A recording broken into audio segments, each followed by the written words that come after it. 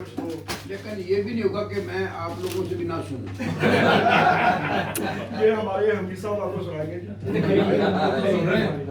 شہری نہیں ہوتی جو نہیں تو میں ضرور میں پہلے ہی کرتا. یار بشیر آپ کا بڑا شکریہ, لیکن میں آپ کو صحیح بتا رہا ہوں کہ میں آپ کے مجھے جو آپ سے محبت ہے نا وہ ادبی حوالوں سے ہٹ کے ذاتی حوالے سے.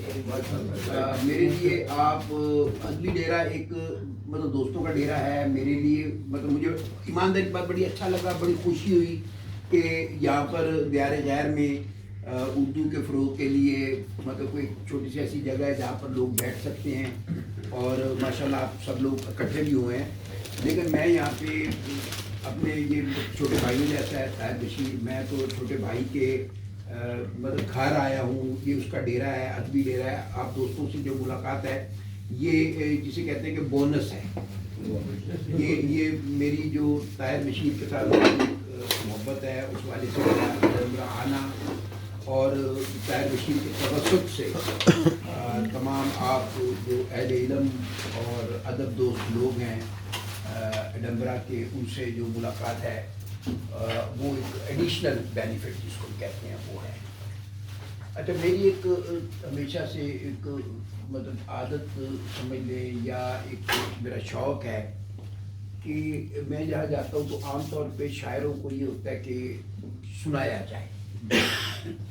میرا یہ زیادہ کنسرن ہوتا ہے کہ سنا جائے.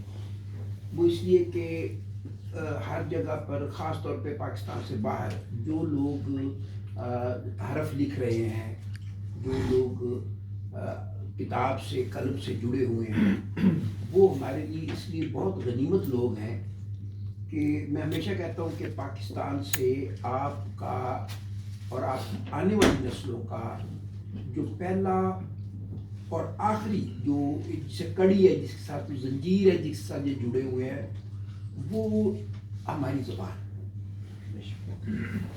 اس سے جتنے دور ہوتے جائیں گے لوگ پاکستان سے دور ہوتے جائیں گے. کیونکہ دیکھیں ہوتا یہ کہ میں ذات پہ آبزرو کرتا ہوں کہ جو بچے یہاں جن کی مطلب زیادہ یہاں فرسٹ لینگویج آپ کی انگریزی ہی ہے, اور اس پر کوئی مطلب حیرانی کا اظہار نہیں ہونا چاہیے. وہ تعلیم ہے, ان کو اٹھنا بیٹھنا ہے, ان کی ہمسائیگی ہے, ان کے دوست ہیں.